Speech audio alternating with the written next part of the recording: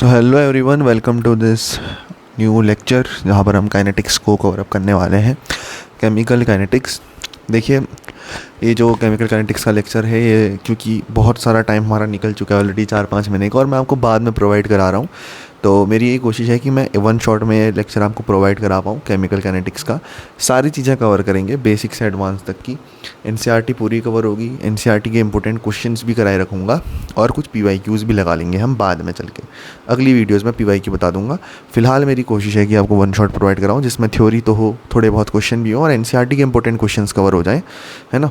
बाकी हम पीवाईक्यू वगैरह नीट के ये सारे लगाते रहेंगे अगली वीडियोज़ से, और थोड़े बहुत क्वेश्चन भी कराऊंगा एमसीक्यू टाइप के, तो डोंट वरी अबाउट इट। तो केमिकल काइनेटिक्स है भैया आज, तो इसी को शुरू करते हैं फिर, है ना, बिना टाइम वेस्ट किए। तो कुछ इंपॉर्टेंट चीज़ें होंगी जो मैं आपको एक्सप्लेन करूंगा इस चैप्टर में। सबसे पहले इंट्रोडक्शन पार्ट में, है ना, तो उसको लेके चलते हैं। देखो इंट्रोडक्शन में क्या है फिर। केमिकल काइनेटिक्स जैसे कि दो शब्दों से मिलके बना है। एक तो है केमिकल। यहाँ पर केमिकल का मतलब क्या है?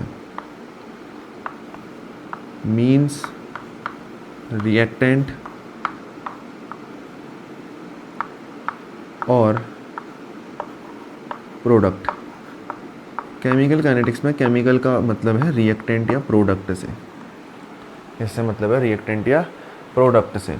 और काइनेटिक्स का मतलब क्या है? काइनेटिक्स जो शब्द है वो एक ग्रीक वर्ड से आया है। ग्रीक वर्ड काइनेसिस से निकल के आया है। किससे आया है? ग्रीक वर्ड काइनेसिस से निकल के आई है, जिसका मतलब क्या होता है भैया? काइनेसिस का मतलब होता है स्पीड, या कह लो वेलोसिटी, है ना।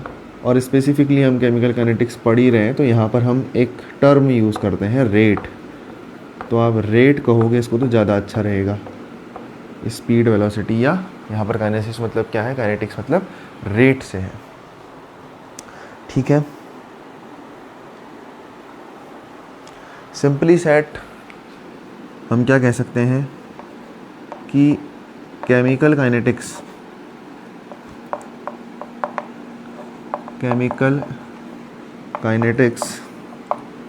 Is a branch of physical chemistry. ठीक है, सिंपल सी डेफिनेशन लिखना चाहें तो chemical kinetics is a branch of physical chemistry which deals with the, किसके साथ डील करती है सर? या तो आप स्पीड कह लो, या आप वेलोसिटी कह लो, या फिर आप रेट कह लो ऑफ केमिकल्स, या फिर केमिकल सब्सटेंसेस। तो केमिकल काइनेटिक्स वो ब्रांच है फिजिकल केमिस्ट्री की जो स्पीड, वेलोसिटी या रेट ऑफ केमिकल सब्सटेंसेस के साथ डील करती है।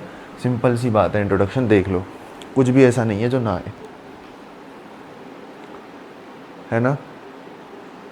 अब क्योंकि यहाँ पर जब मैं रिकॉर्ड कर रहा हूँ तो शायद अंधेरा थोड़ा ज़्यादा है, तो ऐसा पॉसिबल है कि आपको कलर थोड़ा कम विजिबल हो, है ना। मैं क्योंकि कलरफुल पेन्स का यूज़ तो कर रहा हूँ, बट लगभग आपको कलर एक ही जैसा दिखेगा। तो चौक में लगभग वाइट ही यूज़ कर रहा हूँ। इस चैप्टर में आपको बहुत ज़्यादा कलरफुल नोट्स की भी ज़रूरत नहीं है, ठीक है। तो ये वाली बात है। तो एक्चुअली क्या है, ये अपन ने डेफिनेशन लिख दी, लेकिन एक चीज़ आपको जो ध्यान में रखनी होगी वो क्या है? ये एक कंप्लीट डेफिनेशन है, आप कह सकते हो, ठीक है, अच्छी बात है, बट इससे भी एक और अच्छी डेफिनेशन बन सकती है। वो कैसे बनेगी सर? वो ऐसे बनेगी, जब आप ये कह दोगे, क्या कह दोगे सर? ये कह दोगे कि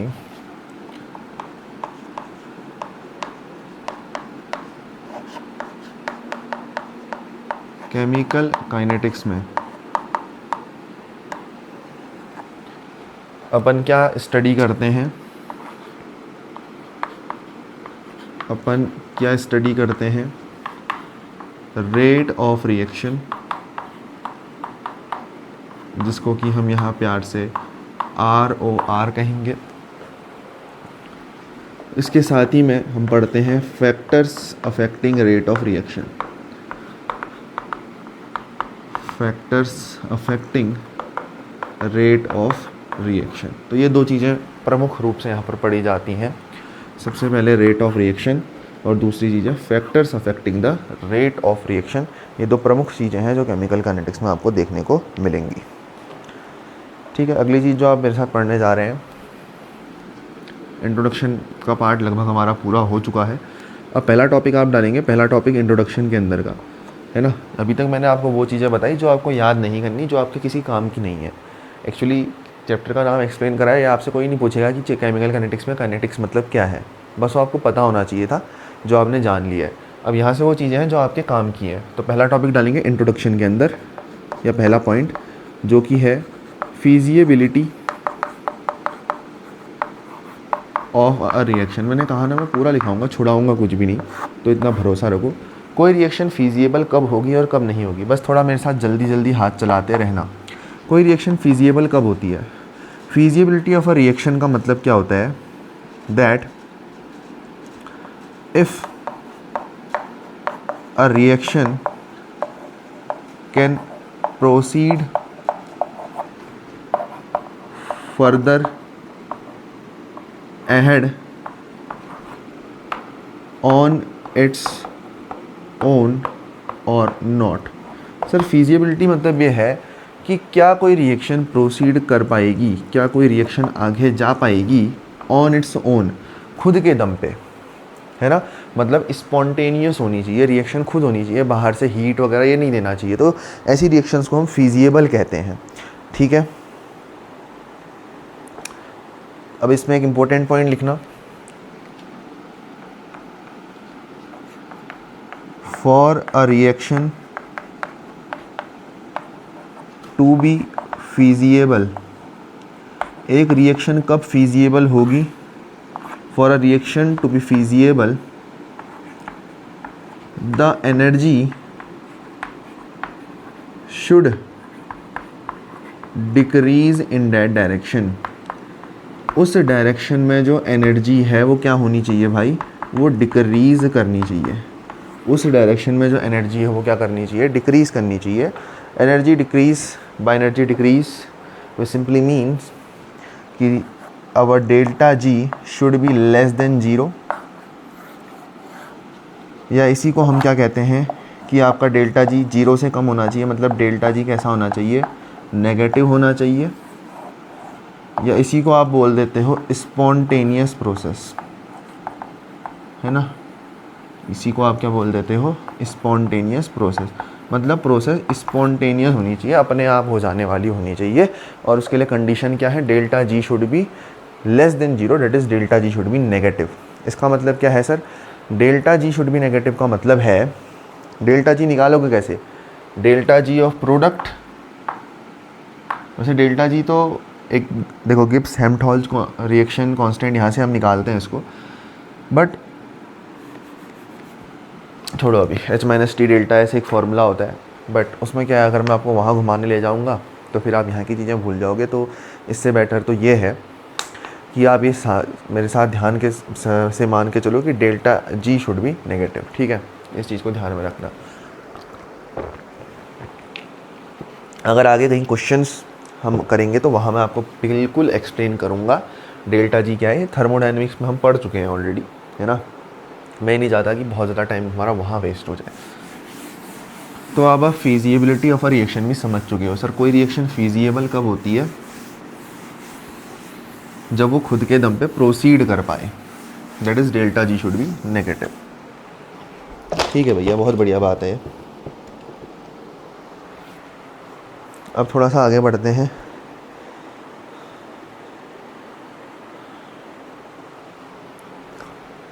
और दूसरा टॉपिक आप यहाँ पर डालेंगे। दूसरा टॉपिक क्या है?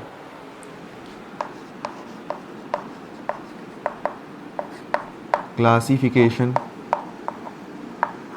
Of chemical reactions on the basis of kinetics. तो हमें क्लासीफाई करना है केमिकल रिएक्शन को on the basis of kinetics. तो काइनेटिक्स के बेसिस पे हम केमिकल रिएक्शंस को क्लासीफाई करने वाले हैं कि केमिकल रिएक्शन कितनी टाइप की हो सकती है। अब देखो, इसमें ज़्यादा दिमाग मत लगाना, सिंपल सोचना, ज़्यादा नहीं लगाना, हल्का सा सोचना है। क्लासीफाई कर रहे हैं रिएक्शन को on the basis of kinetics. Kinetics है क्या? काइनेटिक्स सर रेट से डील करता है। रेट मतलब स्पीड से डील करता है, वेलोसिटी से डील करता है।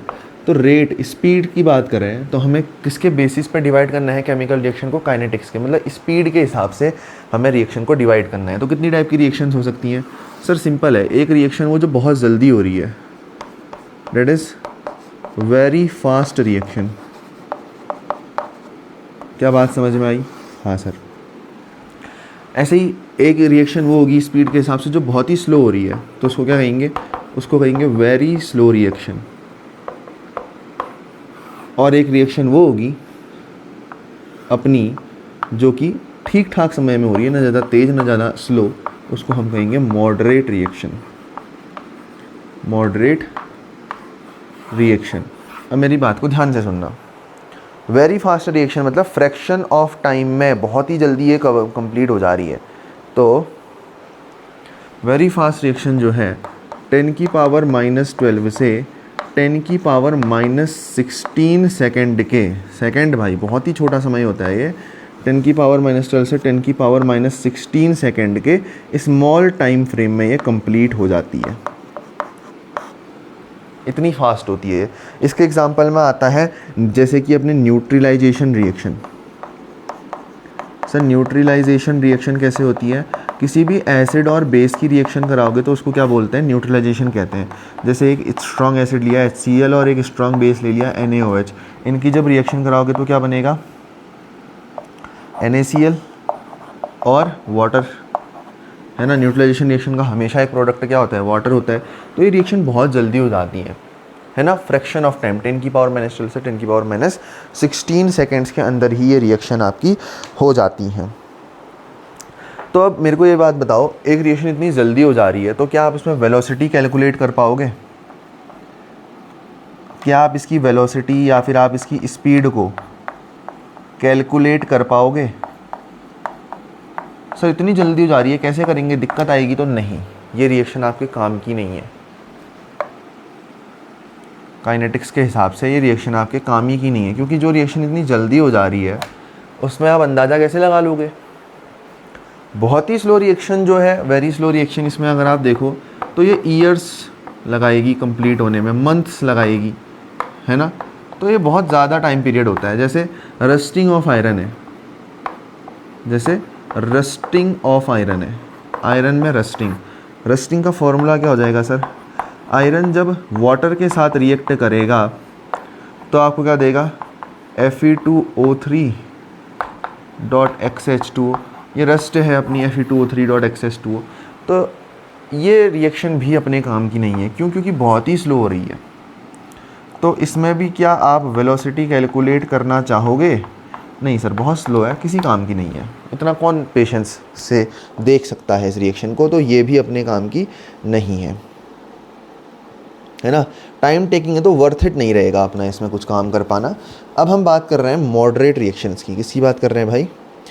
मॉडरेट रिएक्शंस की। मॉडरेट रिएक्शंस वो होती हैं जो कुछ मिनटों से कुछ आवर्स लेती हैं कंप्लीट होने में, कुछ मिनटों से कुछ घंटों में ये कंप्लीट हो जाती हैं।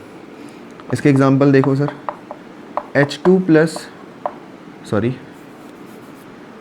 O2, तो बैलेंस कर लेते हैं। ये आपको क्या देगा? H2O देगा, वाटर का मॉलिक्यूल देगा, 2 ऑक्सीजन के molecule, 2H2 + O2 gives out 2H2O। ये रिएक्शन जल्दी हो जाती है। ऐसे ही N2 + 3H2 gives out 2NH3। ये रिएक्शन एक मॉडरेट रिएक्शन का एग्जांपल है। एक सूडो फर्स्ट ऑर्डर रिएक्शन होती है हमारी, है ना, जिसमें हम सुक्रोज को तोड़ देते हैं। तो सुक्रोज मतलब सर C12H22O11 है, इसको हम बोलते हैं सुक्रोज। सुक्रोज जब टूटता है तो 2 कंपाउंड बनाता है। पहला है C6H12O6, दूसरा भी वही है C6H12O6, लेकिन ये दोनों एक दूसरे के इनेंशियोमर्स होते हैं जो कि हम आगे पढ़ेंगे। तो एक होता है ग्लूकोज, एक क्या होता है मेरे भाई? ग्लूकोज होता है, और दूसरा क्या होता है? सुक्रोज होता है। ठीक है, इस तरीके से आपको चीज़ों को ध्यान में रख के चलना है। चलिए आगे बढ़ें फिर। चलिए, अच्छा सॉरी, दोनों जगह सुक्रोज सुक्रोज हो गया क्या, इसको ज़रा सुधार लेना। ये अपनी नॉर्मल शुगर है, ठीक है, या इसको अभी छोड़ ही दो, आगे चल के हम इसको एक्सप्लेन करेंगे, ठीक है। नाम अभी इसका रहने दो, इसको मैं आगे चल के एक्सप्लेन करूँगा, है ना। फ्रक्टोज शुगर सब पढ़ना है बायोमोलिक्यूल्स में, तो इसको करेंगे। अभी यहाँ पर सूडो फर्स्ट ऑर्डर में भी आना है, तो वहीं इसको समझ लेंगे।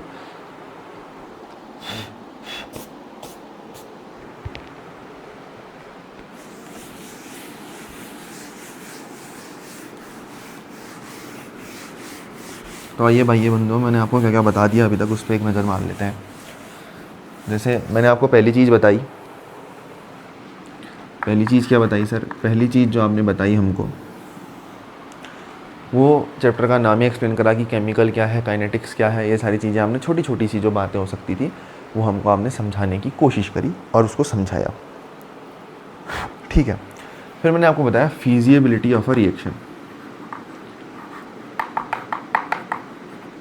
जहाँ पर डेल्टा जी की वैल्यू नेगेटिव होनी चाहिए, हमने ऐसा कहा था, याद आया? हाँ सर। दूसरी चीज़ सर आपने बताया टाइप्स ऑफ रिएक्शन, कितने टाइप की केमिकल रिएक्शंस हो सकती हैं on the basis of kinetics. Kinetics के बेसिस पे कितने टाइप की केमिकल रिएक्शन अपने पास हो सकती हैं, आपने इसकी बात करी। मैंने कहा काइनेटिक्स के बेसिस पे 3 टाइप की हो सकती हैं, very fast, moderate, very slow, जिसमें से स्लो वाली अपने काम की होती है। तीसरी चीज़ जो हम पढ़ने जा रहे हैं, आइए उस पर फोकस करते हैं। तीसरी चीज़ है भाई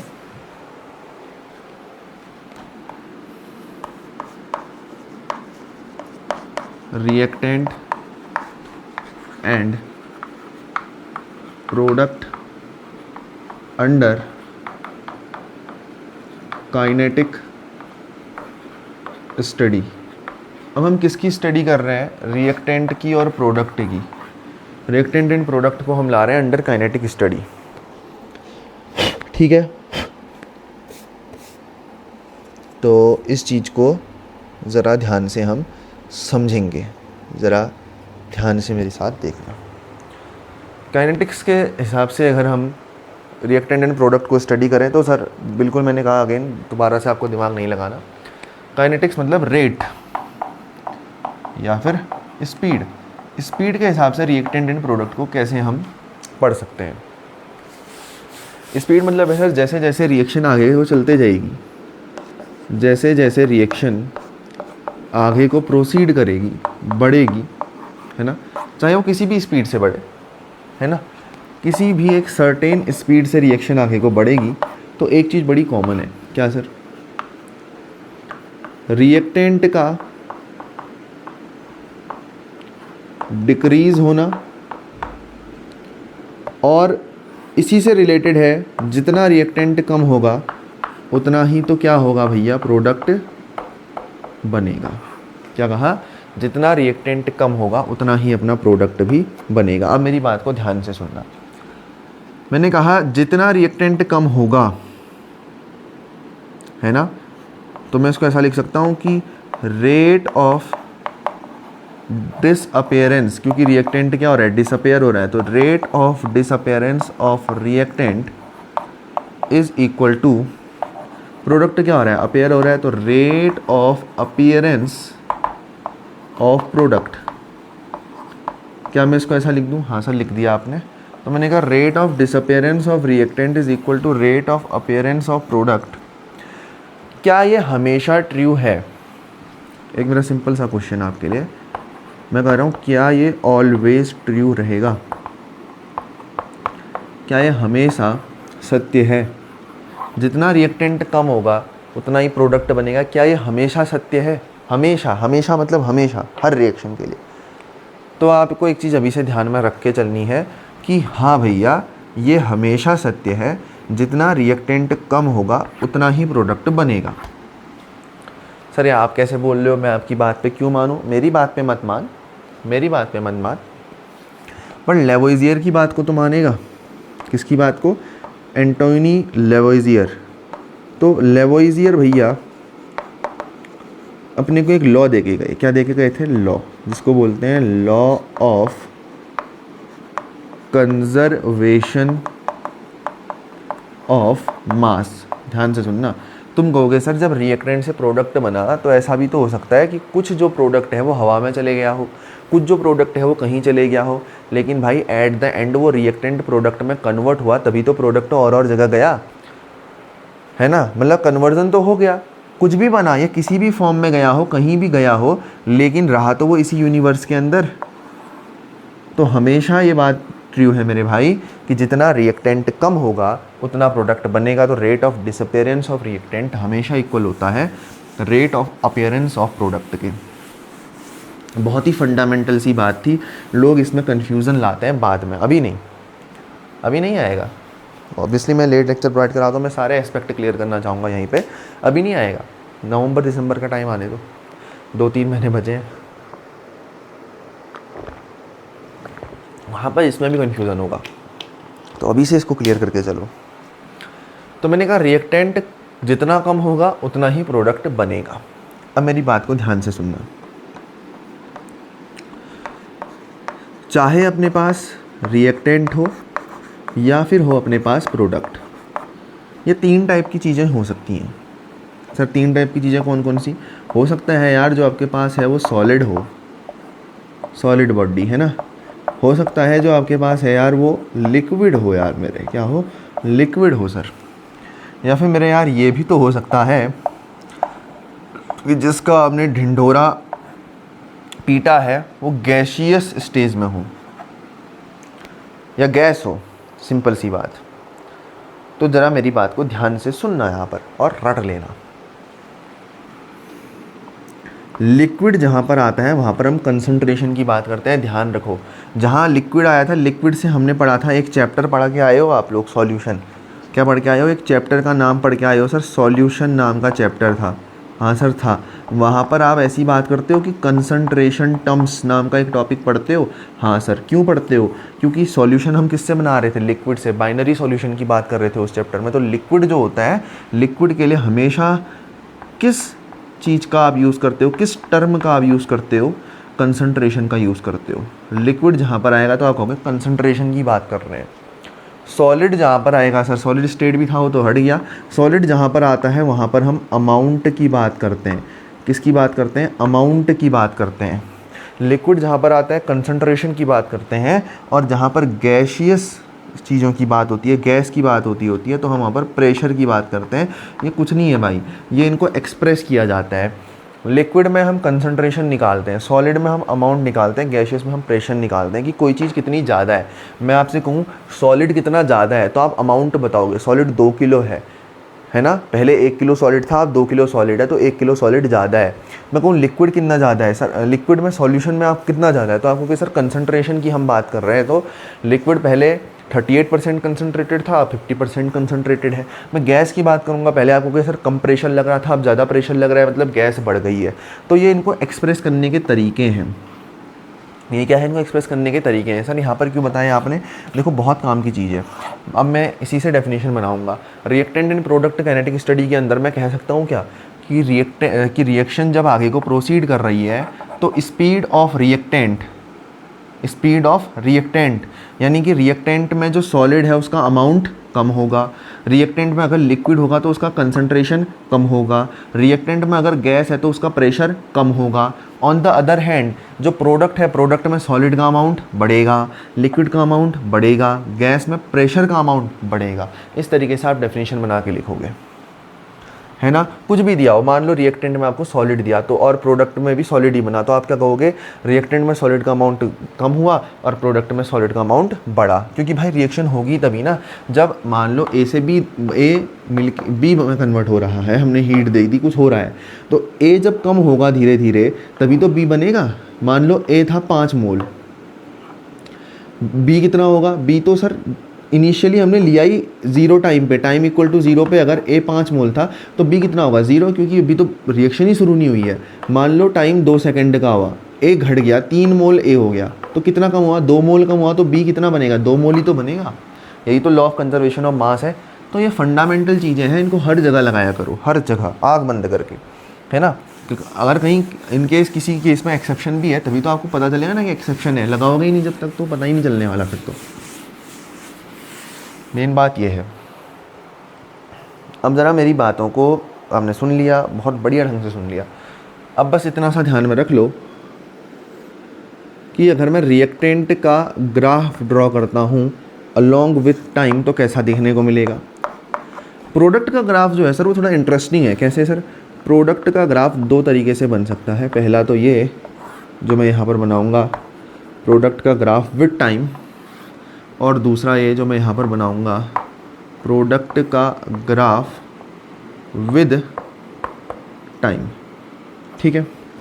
अच्छा, मैं रिएक्शन में आगे बढ़ने से बता दूं, अगर जिसने पहले से जब तक थोड़ा बहुत आइडिया है जिसको, तो एक चीज़ आती है आपकी बार बार हर फर्स्ट ऑर्डर सेकंड ऑर्डर के बाद, T 100% और T 50%, है ना। तो ये हम बाद में निकालेंगे, 100% वाला बाद में निकालेंगे, 50% तो निकालते ही हम, है ना। 50% निकालना सिखाऊंगा यहाँ पे, 100% वाला मैं आपको बाद में बताऊंगा क्वेश्चन के फॉर्मेट में। ठीक है, इतनी जल्दी ये रिएक्शन ख़त्म नहीं होगा। एक बाद में मैं जब क्वेश्चन कराऊंगा ना इस चैप्टर के तो T 100 वहाँ पर बताऊंगा आपको। फिलहाल T 50% आपको बताऊंगा यहाँ पर इस लेक्चर में। तो ये मैं पहले से ही क्लियर कर देता हूँ अगर किसी ने थोड़ा बहुत पहले से आइडिया ले रखा है तो। ठीक है, क्योंकि T 100% वही है, क्वेश्चंस में ही आता है वो, सीधी सी बात है, वहीं पर अप्लाई करना उसको सीखेंगे। तो भाई क्या होगा, सीधी सी बात है, रिएक्टेंट सर टाइम के साथ, मान लो रिएक्टेंट पहले यहाँ पर था तो रिएक्टेंट टाइम के साथ क्या होगा, कम कम कम कम कम कम कम कम होता जाएगा। सिमिलरली प्रोडक्ट की बात करें तो प्रोडक्ट जो है वो टाइम के साथ बढ़ता जाएगा। चाहे तो प्रोडक्ट ऐसे बढ़ सकता है, कैसे, पहले प्रोडक्ट धीरे धीरे धीरे धीरे बढ़ा और फिर ऊपर को गया, या फिर प्रोडक्ट ऐसे भी बढ़ सकता है कि पहले खूब सारा प्रोडक्ट बढ़ गया और उसके बाद स्टेगनेंट हो गया, बस सैचुरेट हो गया कि इससे ज़्यादा प्रोडक्ट तो अब बन ही नहीं सकता। तो दो तरीके से प्रोडक्ट बढ़ सकता है, बन सकता है, इस बात का आपको खासा ध्यान रखना है। हो सकता है प्रोडक्ट पहले धीरे धीरे धीरे धीरे करके बढ़े, या फिर ऐसा भी हो सकता है कि प्रोडक्ट एकदम से बहुत बन गया, उसके बाद धीरे धीरे धीरे करके वो सैचुरेट होने लगा, मतलब धीरे धीरे धीरे करके जो प्रोडक्ट है अपना उसकी बनने की जो स्पीड है वो कम होने लगी, प्रोडक्ट कम बनने लगा। क्यों? क्योंकि रिएक्टेंट यहीं पर मैक्सिमम ऑफ द रिएक्टेंट आपका ख़त्म हो गया है, उसके बाद जो थोड़ा बहुत बचा कुचा रिएक्टेंट है वो धीरे धीरे हल्का हल्का सा प्रोडक्ट बना रहा है। इसका मतलब ये है। ठीक है,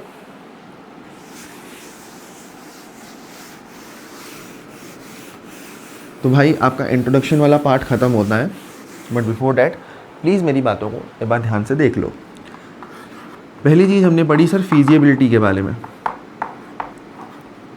किसके बारे में सर?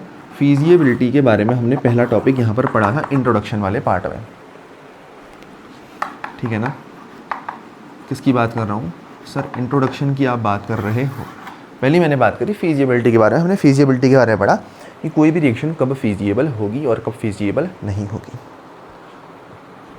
अच्छा, फिर हमने बात करा कि हम केमिकल रिएक्शन की स्टडी करते हैं on the basis of kinetics, और हमने स्पीड कुल मिला के स्पीड के बेसिस पे केमिकल रिएक्शन को क्लासीफाई करा। फिर आपने कहा हम रिएक्टेंट एंड प्रोडक्ट की स्टडी करते हैं अंडर काइनेटिक्स। अब इस टॉपिक से खासी बात यह है कि क्वेश्चंस बहुत कम बनते हैं, चांसेस कम हैं, लेकिन ये टॉपिक आपके आगे हेल्प करेंगे। यहाँ पर आए ना आए उससे कोई वैल्यू नहीं है, कोई मतलब नहीं है। इंट्रोडक्शन हो गया है तो फिर कुछ इंट्रोडक्शन से रिलेटेड क्वेश्चन कर लेते हैं, क्यों नहीं? मेरे साथ डालोगे?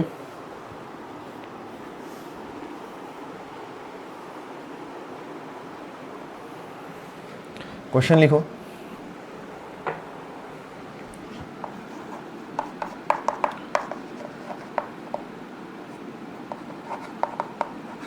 Identify A, B and C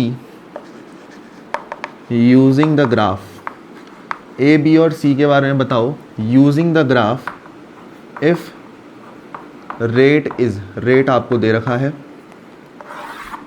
कैसे दे रखा है भैया? A है 1 ग्राम पर ईयर,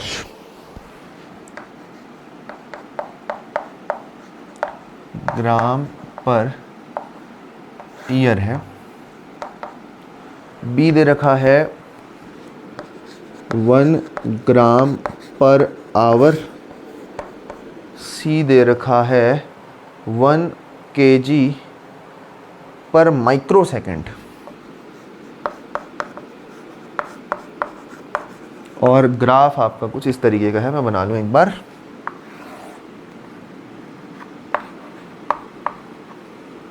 इधर पे है प्रोडक्ट, इधर पे है टाइम।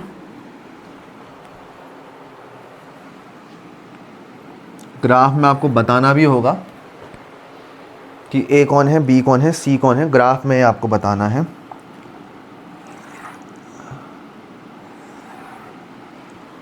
ये आपका ग्राफ है। चलिए भाई बच्चा पार्टी बताइए, ए बी एंड सी है, ग्राफ में देख के बताइए कौन सा इसमें से क्या है। देखो ए की वैल्यू दी है 1 ग्राम पर ईयर, 21 ग्राम बन रहा है और 1 साल में बन रहा है। 1 ग्राम पर आवर, मतलब बी की जो स्पीड है वो ए से तो ज़्यादा है। क्यों सर? दोनों में 1-1 ग्राम बन रहा है, एक ए में 1 साल लग रहा है और इसमें 1 घंटा लग रहा है, तो बहुत अंतर नहीं है, तो बी की स्पीड ए से तो ज़्यादा है। बहुत बढ़िया। सी में देखो, सी में तो सबसे ज़्यादा बन रहा है, 1 किलो बन रहा है और सबसे कम समय में, माइक्रो सेकेंड में। ये म्यू है, म्यू मतलब माइक्रो सेकेंड। माइक्रो मतलब कितना होता है भैया, जिसको नहीं पता, माइक्रो म्यू मतलब होता है 10 की पावर -6, मतलब 1/10 की पावर -6 सेकेंड में बन जा रहा है, मतलब 1 सेकेंड भी नहीं ले रहा है तो, और बना भी सबसे ज़्यादा रहा है, 1 किलो बना दे रहा है, तो मतलब सी की स्पीड तो भैया धाकड़ ही है, सबसे ज़्यादा है।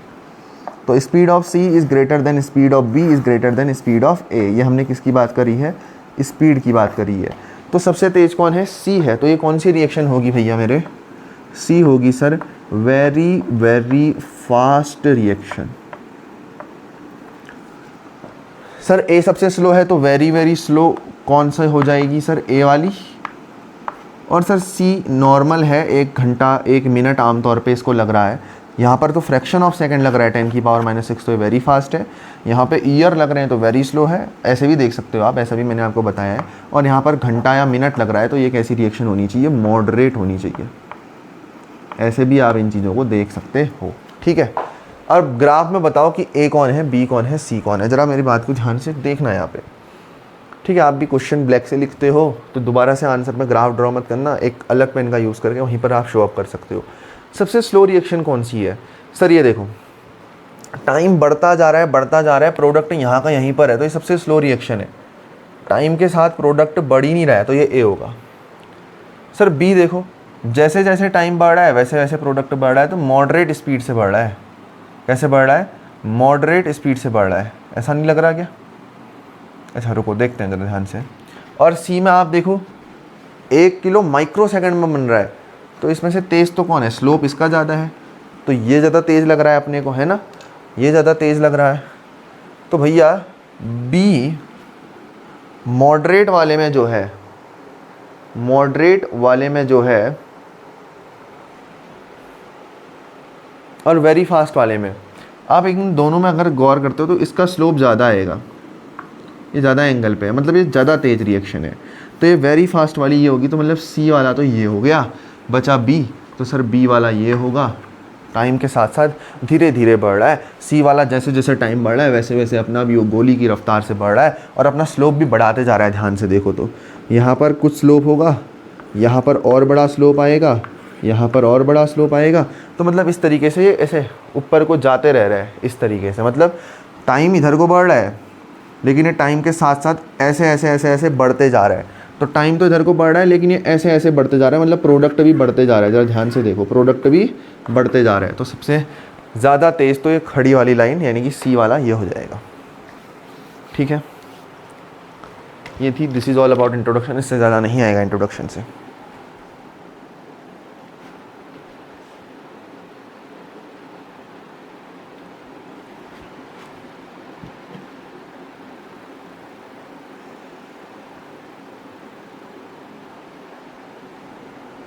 ठीक है ना भाई, दैट्स ऑल।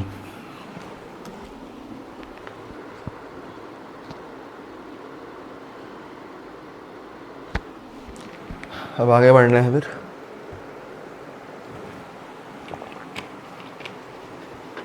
बढ़ते हैं। बट यस, हमने बहुत अच्छी चीज़ें कुछ कवर करी हैं, तो पहले उसी को समझ लेते हैं हम ना। मैं आपको कराऊंगा ये चीज़ें, मैंने सब चीज़ें यहाँ पर लिख रखी हैं। बट उससे पहले मैं क्या चाहूँगा ना, देखो ज़रा ध्यान से आप देखो, अगर एक चीज़ मैं आपको बताना चाहता हूँ, एंड डेट इज़ बीच में एक टॉपिक में ऐसा घुसेड़ रहा हूँ जिसका मैंने कोई ऑर्डर फिक्स नहीं कर रखा है। सर ऑर्डर फिक्स नहीं कराया मतलब क्या होता है मेरे भाई? ऑर्डर फिक्स नहीं कराया मतलब मैं कहना चाह रहा हूँ कि ये कोई टॉपिक नहीं है, बीच में एक चीज़ आपको दे के जा रहा हूँ मैं, जो कि आपके बहुत बहुत काम आने वाली है। ठीक है, मैं एक बार देख लूँ। ठीक है, एरहेनियस, कैटलिस्ट और कोलिजन ये यहाँ पर करा लेंगे तो ये बढ़िया रहेगा। एक बार आप मेरे साथ टॉपिक डाल लो ज़रा, है ना। तो अब क्या करो आप, अब वो टाइम आ गया है कि इस चैप्टर को टॉपिक्स में ब्रेक डाउन कर दिया जाए। तो हम बढ़िया तरीके से इस चैप्टर को टॉपिक्स में ब्रेक डाउन कर लेते हैं। कैसे करेंगे सर? Chemical kinetics break down into 2 parts. Part number first that is part 1, part number second that is part 2। ध्यान से देख मेरे भाई, पार्ट 1 में हम क्या पढ़ेंगे सर? सबसे हम पढ़ेंगे रेट ऑफ रिएक्शन, सबसे सिंपल टॉपिक। उसके बाद हम पढ़ेंगे factors affecting rate of reaction. तो फैक्टर्स अफेक्टिंग ROR। ठीक है, मैं जैसा लिखा रहा हूँ वैसा लिख, सब समझ में आएगा। और उससे पहले मैं जो तेरे को बता रहा था कि ये कोई टॉपिक नहीं है लेकिन इसको हम कवर करेंगे, वो मैं क्या कराने वाला हूँ,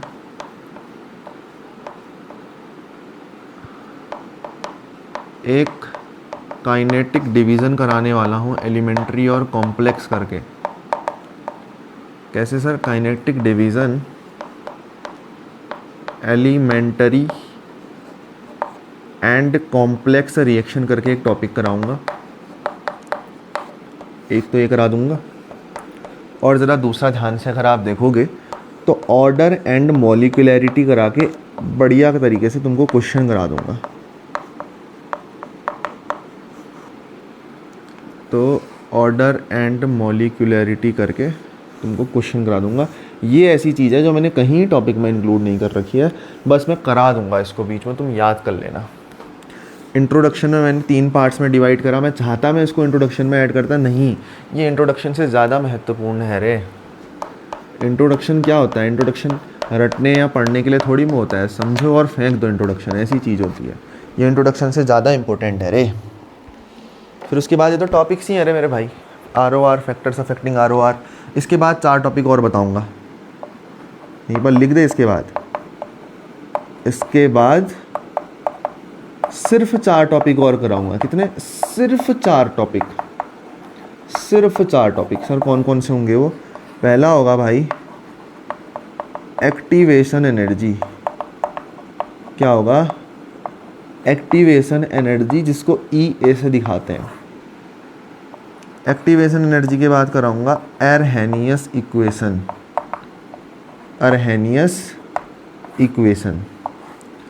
अरहेनियस इक्वेशन जब तू कर लेगा तो मैं तेरे को बताऊंगा कि कैटलिस्ट का कितना इम्पोर्टेंट रोल है, रोल ऑफ कैटलिस्ट। और रोल ऑफ कैटलिस्ट तुम 2 मिनट में समझोगे क्योंकि हम एक्टिवेशन एनर्जी पढ़ चुके होंगे, ये वाला टॉपिक। और लास्ट में मैं तेरे को बताऊंगा कोलिजन थ्योरी।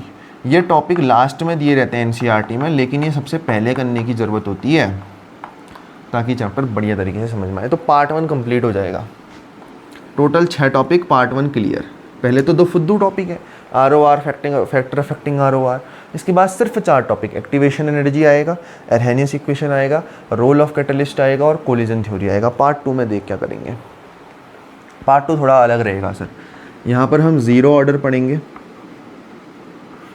यहाँ पर हम फर्स्ट ऑर्डर पढ़ेंगे और यहाँ पर हम सेकंड ऑर्डर पढ़ेंगे। इनके लिए सारी चीज़ें हम पढ़ेंगे। हाफ लाइफ पढ़ेंगे, DOD पढ़ेंगे, इंटीग्रेटेड रेट लॉ पढ़ेंगे।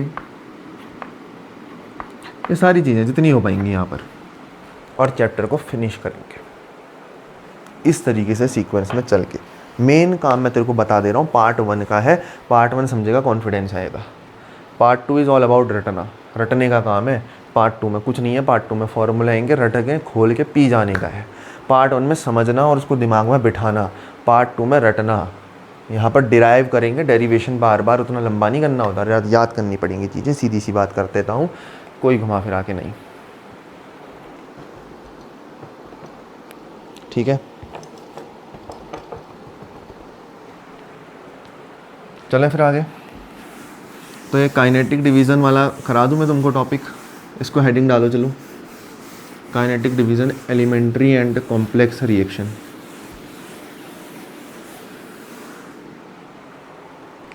एक बार इसको निपटा लेते हैं, बहुत जल्दी जल्दी है ना, तो दिक्कत ना आए अपने को कुछ।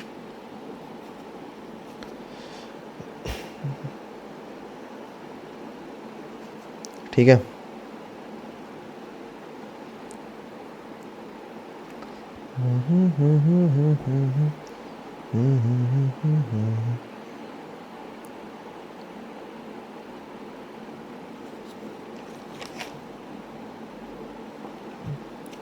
तो पहली हेडिंग डाल भाई, एलिमेंट्री रिएक्शन। तो इसको हम काइनेटिक डिवीजन ऑफ रिएक्शन करके ही लिखते हैं, है ना।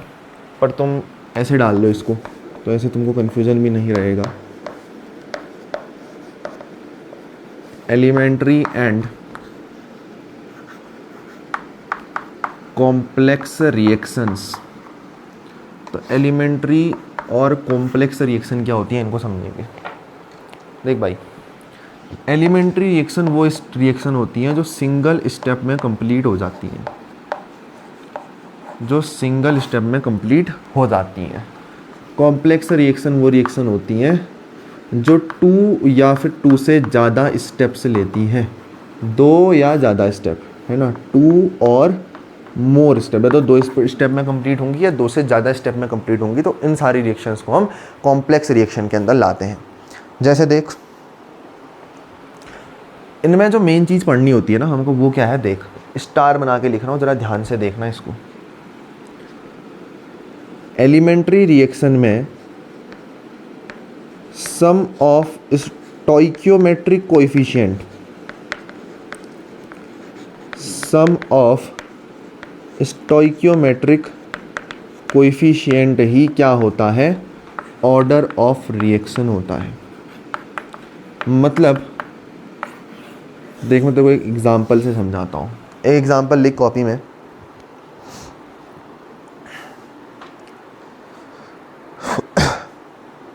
चलो एक काम करते हैं, एग्जांपल के नाम पे तुम ऐसा लिख दो,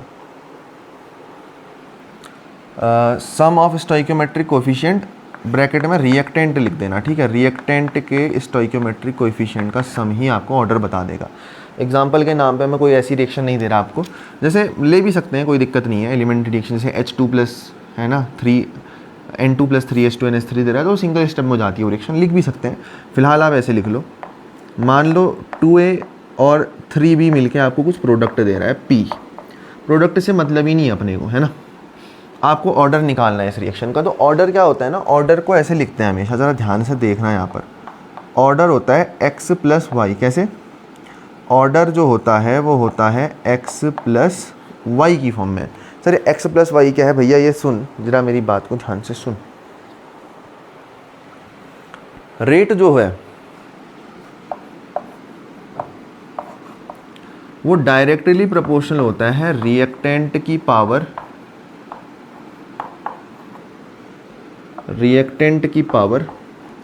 n के। क्या बता दिया सर या नहीं? अच्छे से देख, इधर बता देता हूँ। मैं तेरे से क्या कह रहा हूँ कि रेट जो है वो डायरेक्टली प्रोपोर्शनल है रिएक्टेंट की कंसंट्रेशन की पावर n के। अब मान ले तेरी रिएक्शन कुछ ऐसे चली, कैसे? 2A + 3B gives product. Product से तो कुछ करना ही नहीं है ना, तो रेट किसके प्रोपोर्शनल है? रिएक्टेंट की पावर के n के। तो सर फिर रिएक्टेंट को हमने डायरेक्टली प्रोपोर्शनल कराया है, अगर डायरेक्टली प्रोपोर्शनल का साइन हटाएगा तो क्या आएगा? एक कांस्टेंट आएगा। तो rate equals to k reactant की पावर n। लिख सकता हूँ ऐसा, के क्या है सर यहाँ पर, के कुछ नहीं है, कांस्टेंट है, प्रोपोर्शनैलिटी का साइन हटा है ना, तो कांस्टेंट आया, वो के है। तो ज़रा देख, अब यहाँ पर तेरे रिएक्टेंट 2 हैं, तो कैसे लिखेगा इसको सर, ऐसे लिखेगा नहीं, रेट जो है वो बराबर है के रिएक्टेंट की जगह ए, और दूसरा रिएक्टेंट क्या है, बी है। तो मान ले इनकी कुछ पावर है x और y, मान ले कुछ पावर है, मैं ये नहीं कह रहा इसकी a की पावर 2 ही होगी, b की पावर 3 ही होगी, मैं ऐसा कुछ नहीं कह रहा, मैं कह रहा हूँ मान ले a की पावर x है, b की पावर y है। इन दोनों को कंपेयर कर ज़रा, एक ये है, एक ये है, इन दोनों को कंपेयर करेगा तो क्या पता चलेगा सर, देख रेट दोनों जगह है, के दोनों जगह है, रिएक्टेंट की पावर n है और रिएक्टेंट a और b है, तो यहाँ से कंपेयर करेगा तो क्या पता चलेगा, ये x प्लस वाई जो है यही मिलके क्या दे रहे हैं, n दे रहे हैं। ये x प्लस वाई मिलके ही क्या दे रहे हैं, n दे रहे हैं। जहाँ पर ये जो n है ना, ये n क्या है, ये n और कुछ नहीं है, ये n है ऑर्डर ऑफ रिएक्शन। तो सर ऑर्डर कैसे मिला हमें, रिएक्टेंट जितने भी रिएक्टेंट हैं उनकी पावर में x y z लगा दो। मान लो 2 ही थे तो a की पावर x, दूसरे में b की पावर y, तीसरा आता तो c की पावर z लगा देते, चौथा आता तो कुछ और लगा देते। इस तरीके से हम लगते हैं। सर अब सवाल आता है पावर क्या होंगी, a की पावर x मतलब ये x कहाँ से आया, ये y कहाँ से आया, इसको हम निकालेंगे कैसे, ज़रा ध्यान से देख, वही सिखा रहा था। फर्स्ट ऑर्डर की रिएक्शन में ये पावर ढूंढनी नहीं पड़ती। कैसे सर, यहाँ पर जैसे मैं बताऊँ तो डायरेक्ट जो पावर है वो 5 आ जाएगी। कैसे आ जाएगी 5, मेरी बात को ध्यान से सुन, x प्लस वाई निकालना है ना, ऑर्डर निकल आएगा तेरा, ऑर्डर n। यहाँ पर कैसे निकालते हैं हम इसको, हमने कहा रेट इक्वल टू के, रिएक्टेंट है सर a की पावर x और ये b की पावर y। अब ये रिएक्शन कौन सी है, एलिमेंट्री रिएक्शन है, सिंगल स्टेप में होने वाली रिएक्शन है। सिंगल स्टेप में होने वाली रिएक्शन के लिए ये जो a की पावर x और b की पावर y है इसको तुम निकाल सकते हो। कैसे, a के आगे जो भी स्टोइकोमेट्रिक कोफिशिएंट लगाया है, पहले रिएक्शन क्या करनी पड़ेगी तुमको, बैलेंस करनी पड़ेगी, तभी तो स्टोइकोमेट्री आएगी। तो ये रिएक्शन बैलेंस्ड है। ये रिएक्शन कैसी है भाई, ये रिएक्शन है बैलेंस्ड। तो ये अगर बैलेंस्ड रिएक्शन है सर, तो a की पावर में कितना है, 2 आना चाहिए, क्योंकि a के आगे 2 लिखा है, और b की पावर में कितना आना चाहिए, 3 आना चाहिए। तो ऑर्डर कैसे आएगा सर, a की पावर और b की पावर का सम कर दो, तो ये तुम्हें n दे देगा। जहाँ पर a की पावर x है, b की पावर y है, यानी कि 2 और 3 है, इनका सम करा तो 5 तुम्हारे n की वैल्यू आ गई, ऑर्डर की वैल्यू आ गई। इस तरीके से तुम एलिमेंट्री रिएक्शन में ऑर्डर निकाल सकते हो। Sum of stoichiometric coefficient of reactant करके एलिमेंट्री रिएक्शन में ऑर्डर निकाला जा सकता है। मेन बात ये थी, समझ में आया। पहले तो ये समझना पड़ेगा ना कि rate directly proportional to reactant की पावर n। अब प्रोपोर्शनैलिटी का साइन है तो कांस्टेंट आया के, रिएक्टेंट की पावर n, रिएक्टेंट की जगह हमने लिखा रिएक्टेंट था a और b, इसकी पावर x और y। सर ये x और y कैसे निकालेंगे, मैंने कहा x और y निकालने के लिए 2 कंडीशंस आ सकती हैं। पहली कंडीशन, अगर रिएक्शन एलिमेंट्री है, सर एलिमेंट्री रिएक्शन है, फिर तो आपके उनके आगे जो भी स्टोइकोमेट्रिक कोएफिशिएंट लगा है उसको पावर में चढ़ा दो, वही आपका आंसर आ जाएगा। कॉम्प्लेक्स रिएक्शन के लिए क्या है, ज़रा ध्यान से देखो। कॉम्प्लेक्स रिएक्शन में ऐसा है भाई, ऑर्डर क्या है अभी समझेंगे, ठीक है। ये हम n जो ऑर्डर लिख रहे हैं ये क्या है अभी समझेंगे। कॉम्प्लेक्स रिएक्शन में ये है कि रेट कांट बी डिटरमाइंड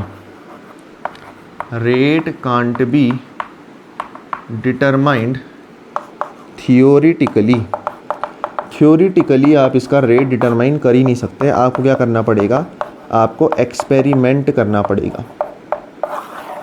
तो जब आप अपने एक्सपेरिमेंट करा तब आप रेट निकाल लोगे, एज सिंपल एज दिस, है ना भाई। तो यही है कॉम्प्लेक्स रिएक्शन का फंडा। तो ये सिर्फ एक्सपेरिमेंट से निकलेगा। तो इनके लिए जो रेट है वो एक प्रैक्टिकल वैल्यू होती है। इनके लिए रेट जो है वो कैसी होती है, एक प्रैक्टिकल वैल्यू होती है, क्योंकि आप ऐसे इनका रेट डिटरमाइन नहीं कर सकते कॉम्प्लेक्स रिएक्शन का। मैं एग्जांपल दे रहा हूँ तेरे को, एक देख। नाइट्रोजन कॉम्प्लेक्स रिएक्शन का एग्जांपल है, नाइट्रोजन मोनोऑक्साइड को ब्रोमीन के साथ रिएक्शन कराई। क्या कराए? नाइट्रोजन मोनोऑक्साइड की रिएक्शन कराई ब्रोमीन के साथ। तो तुमको दो मोल किसके मिलते हैं? नाइट्रोजन मोनोऑक्साइड ऐसा ही रहा और एक Br आके जुड़ गया, तो NOBr के 2 मॉलिक्यूल मिलते हैं। अब ये रिएक्शन होती कैसे है इसको समझना, ठीक है? ये बहुत ही अच्छे स्टेप में आप इसको समझोगे। पहले स्टेप वन में क्या होता है? स्टेप 1 में नाइट्रोजन जो है वो Br2 के साथ रिएक्ट करता है, तो ये रिएक्शन बहुत ही फास्ट होती है, बहुत ज़्यादा फास्ट, और ये फॉर्म करता है NOBr2। फिर आता है स्टेप 2। स्टेप 1 तो बहुत फास्ट था भाई, आप इससे कुछ पता ही नहीं लगा पाए, लेकिन जो स्टेप 2 था उसमें क्या हुआ? NOBr2 ऑलरेडी बन चुका है, इसकी रिएक्शन फिर से होती है नाइट्रोजन मोनोऑक्साइड के साथ, लेकिन इस टाइम पे ये जो रिएक्शन है ये स्लो होती है। स्लो रिएक्शन है तो आप इसका रेट डिटरमाइन कर सकते हो, तो इस स्टेप को हम बोलते हैं RDS। RDS मतलब क्या है सर? यहाँ पर ये जो स्टेप है ये क्या है? It is rate determining step. It is rate determining step. ये रेट डिटरमाइनिंग स्टेप है, तो ये क्या बना देगा? ये बना देगा 2NOBr, ये 2NOBr बना देगा। तो लास्ट में अपना प्रोडक्ट क्या बन गया? 2NOBr बन गया। 2 स्टेप की रिएक्शन थी, पहली स्टेप बहुत फास्ट है, दूसरा स्टेप स्लो है, इसलिए इसी स्टेप को क्या कहा? RDS कहा, रेट डिटरमाइनिंग स्टेप कहा। तो ये जो रिएक्शंस हैं इनका आप ऑर्डर प्रैक्टिकली निकाल सकते हो बस।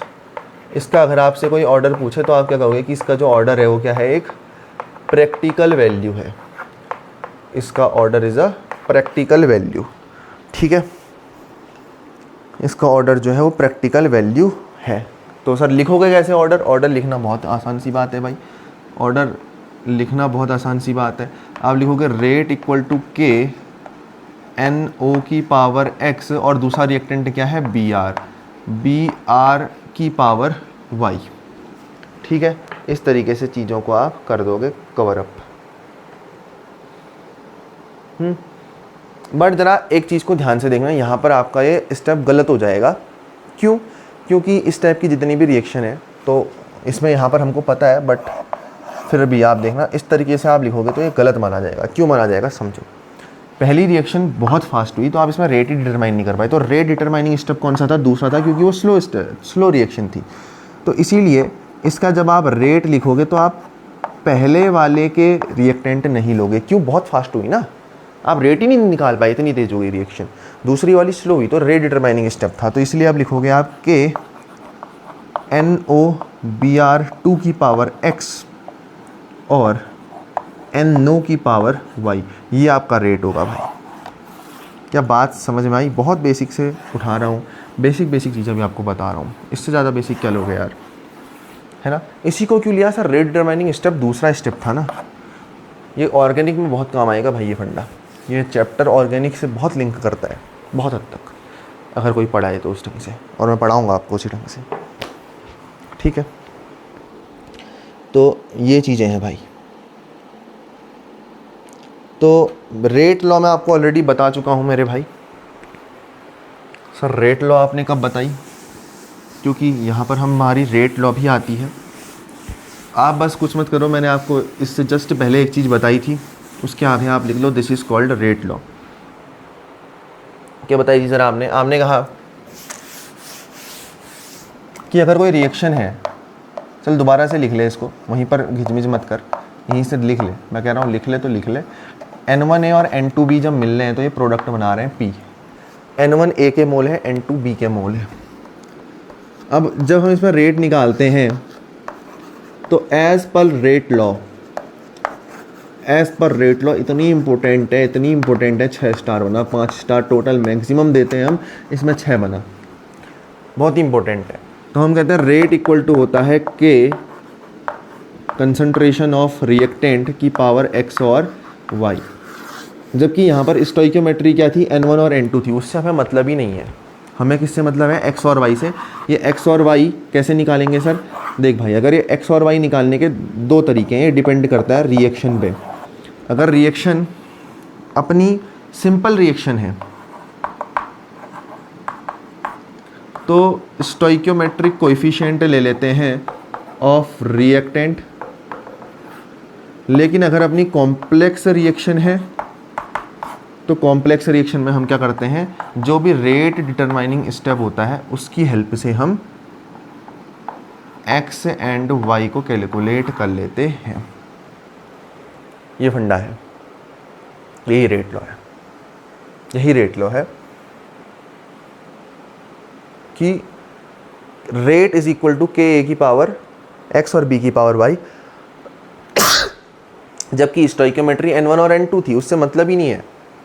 n1 और n2 से सिर्फ कब मतलब है, सिर्फ तभी मतलब है जब रिएक्शन अपनी सिंपल हो, लेकिन हम जनरल वे में पढ़ें तो इससे मतलब ही नहीं है अपने को, x और y से है। हाँ, सिंपल के केस में आप स्टोइकियोमेट्रिक कोएफिशिएंट का यूज़ करके n1 n2 का यूज़ करके निकाल सकते हो, कॉम्प्लेक्स में ऐसा नहीं होगा। अच्छा, अगर सिंपल होती तो क्या आप ऐसे भी लिख सकते थे, के ए की पावर n1 b की पावर n2, हाँ सर लिख सकते थे, लेकिन कॉम्प्लेक्स रिएक्शन होती तो a की पावर n1 नहीं लिख सकते, b की पावर n2 नहीं लिख सकते, फिर वो प्रैक्टिकल वैल्यू बढ़ जाती है। तो रेट लॉ क्या बोलती है, इन शॉर्ट रेट लॉ बोलती है कि rate is directly proportional to the concentration of reactant की पावर n, और इसी को तो आपने इस फॉर्म में लिखा। तो कुल मिला के अगर आपको ऑर्डर निकालना है, जिसको हम n से डिनोट करते हैं, तो ऑर्डर इक्वल्स टू होगा x plus y, order equal to होगा x प्लस वाई। ये सिंपल सी बात है, आपने समझनी थी, ठीक है।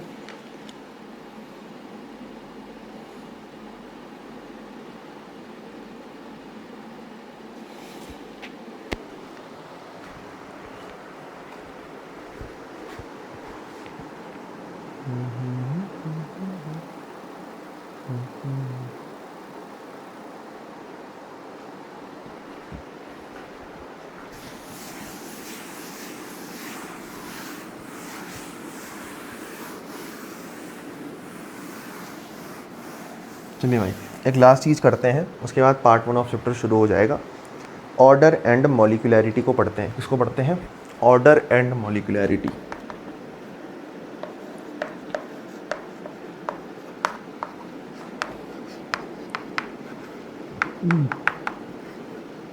ऑर्डर एंड मॉलिक्यूलैरिटी क्या होते हैं सर? ये सर ऑर्डर है और इधर पे है सर मॉलिक्यूलैरिटी। तो मैं क्या करता हूँ ना भाई, एक चीज़ को ज़रा ध्यान से देखो। मैंने कहा तुमको मैं एमसीक्यू करा दूंगा, थोड़े बहुत क्वेश्चन करा दूंगा। मैं क्या सोच रहा हूँ, अब यहाँ से हम पार्ट 1 पार्ट 2 कर ही रहे हैं, तो मैं करता हूँ उसमें एनसीईआरटी के क्वेश्चन साथ में करा देता हूँ।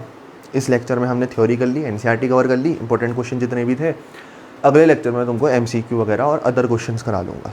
इस तरीके से चलते हैं, ठीक है। तो इस लेक्चर में कोशिश करता हूँ एनसीईआरटी पूरी कवर हो जाए। चलो फिर ऑर्डर और मॉलिक्यूलैरिटी की बात करते हैं। देखो, बुक से पॉइंट बता रहा हूँ ताकि कुछ छूटे ना। ऑर्डर जो होता है वो सम ऑफ ऑल पावर होता है used in rate law. Order fractional भी हो सकता है, जीरो भी हो सकता है। ऑर्डर को हम सिर्फ प्रैक्टिकल मेथड से ही निकाल सकते हैं। ऑर्डर इनफाइनाइट भी हो सकता है। ऑर्डर ओवरऑल कभी भी नेगेटिव नहीं हो सकता। तो ये कुछ मेन बातें थी ऑर्डर की। क्या बातें थी सर? ऑर्डर क्या होता है? ऑर्डर होता है सम ऑफ ऑल द पावर्स जो हम किस में यूज़ करते हैं, रेट लॉ में यूज़ करते हैं। इसी तरीके से लिखो, पूरा लिखने की आपको कोई ज़रूरत नहीं है, ठीक है सर। ऑर्डर को निकालना है तो सिर्फ प्रैक्टिकल मेथड चाहिए, only practical method only. Sir order पहली बात तो sum of all the power used in rate law होता है। दूसरा, ऑर्डर को अगर निकालना है तो प्रैक्टिकल मेथड ही चाहिए होती हैं। तीसरी चीज़, ऑर्डर जीरो भी हो सकता है, ऑर्डर नेगेटिव भी हो सकता है। चौथा पॉइंट, यहाँ तक कि ऑर्डर इनफाइनाइट भी हो सकता है। यहाँ तक कि ऑर्डर इनफाइनाइट भी हो सकता है। और देखो लास्ट और पांचवीं और आखिरी चीज़ कि ऑर्डर सर आपका जीरो हो सकता है, ऑर्डर आपका नेगेटिव हो सकता है, लेकिन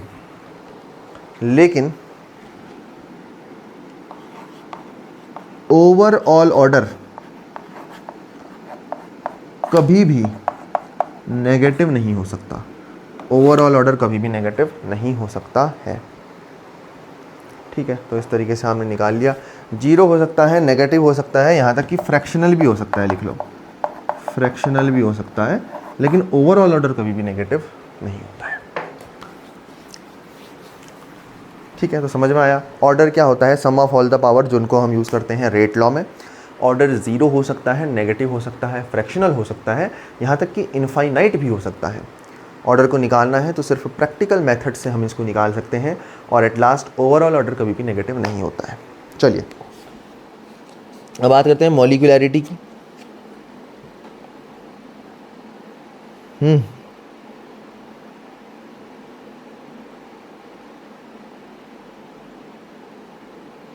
तो मॉलिक्यूलैरिटी में कुछ नहीं है। I don't want to increase your syllabus, to increase your notes कि आपने बहुत हैवी बना दिए। मॉलिक्यूलैरिटी मतलब number of molecules, number of molecules reacting या फिर कोलाइडिंग टुगेदर। कितने मॉलिक्यूल एक साथ रिएक्ट या कोलाइड कर रहे हैं उसको मॉलिक्यूलैरिटी बोलते हैं। जैसे CaCO3 को हीट दी तो क्या बना? CaO + CO2। कितने मॉलिक्यूल कोलाइड करे? एक की तो है, तो मॉलिक्यूलैरिटी कितनी आ जाएगी? 1 आएगी। जैसे N2 + 3H2, 2NH3 बनाया, कितने मॉलिक्यूल कोलाइड करे? 2, तो मॉलिक्यूलैरिटी = 2 आ जाएगी। और इसीलिए मॉलिक्यूलैरिटी कभी भी, इतना लिख दिया, यहाँ पर लिख देता हूँ, मॉलिक्यूलैरिटी कभी भी 0 नहीं हो सकती, नेगेटिव नहीं हो सकती, फ्रैक्शनल नहीं हो सकती, और इन्फिनिटी भी नहीं होती है। क्यों सर? अरे यार इन्फिनिटी तो कोलाइड करेंगे नहीं, जीरो कोलाइड से कुछ बनेगा नहीं, नेगेटिव कोलाइड से भी कुछ नहीं बनेगा, फ्रैक्शनल कोलाइड से भी कुछ नहीं बनेगा। तो सिंपल सी बात है, इस तरीके से आप मॉलिक्यूलैरिटी को निकाल सकते हो।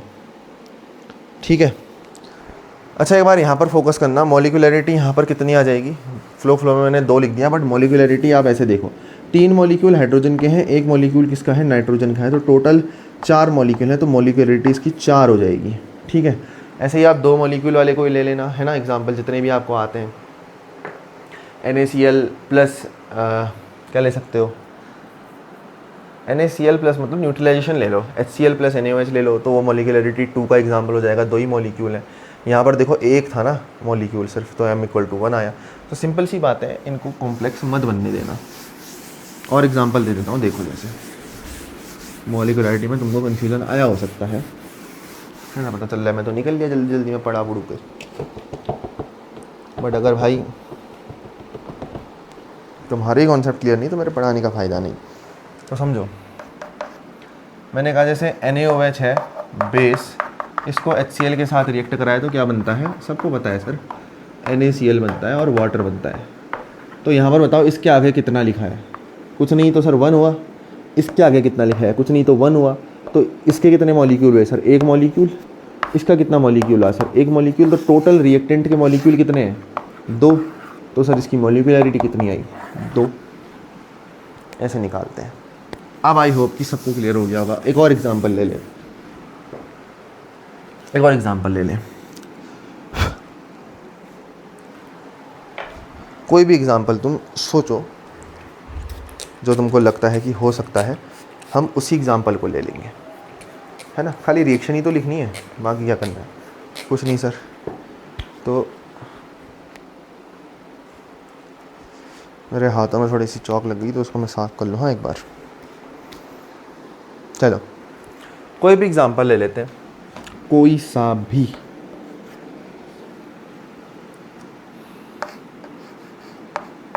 ये रिएक्शन पढ़ी है तुमने, RX + NaI,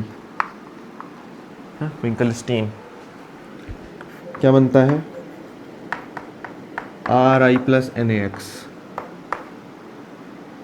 नहीं पढ़ी तो देखोगे आगे जाके क्या है, लिख लो यहीं पर, है ना, याद रह जाएगी आगे के लिए। फिंकलस्टीन रिएक्शन है।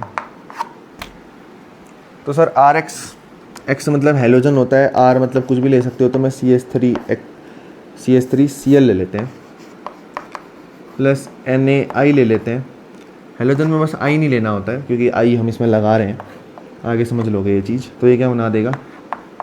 CH3I + NaX। सर मॉलिक्यूलैरिटी निकालनी है तो प्रोडक्ट से कोई मतलब नहीं है, तो प्रोडक्ट को तो हटा दो पहले ही, इससे कोई मतलब नहीं है अपने को। इधर आओ, इसके आगे कितना लिखा है? कुछ नहीं, तो सर 1। इसके आगे कितना लिखा है, कुछ नहीं, तो सर 1 और 1 2, तो मॉलिकुलैरिटी 2। अब तो आ गया यार, अब मना मत करो। और इसमें भी बेस्ड क्वेश्चन करा लेता हूँ भाई, है ना, तुम्हारे अंदर का जो कीड़ा है सोया हुआ वो जाग जाए, तुमको सारी चीज़ें समझ में आ जाएं। तो इसके क्वेश्चन कर लो, एक क्वेश्चन इसमें करा लेते हैं। क्वेश्चन लिखना, राइट ट्रू और फॉल्स, सत्य या गलत कथन के बारे में बताइए। A unimolecular reaction must be a first order reaction. पहला,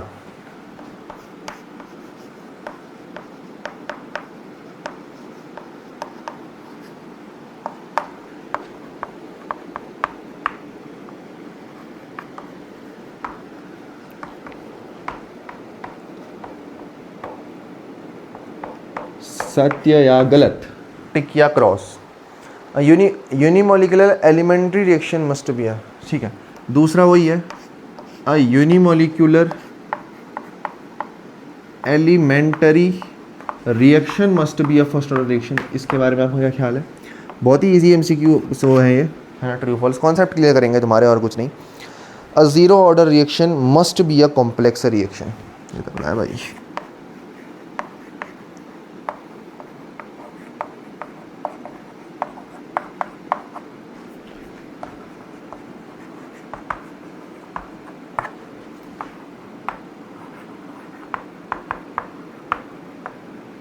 अब मेरी बात सुनो, शान से समझो, पढ़ो।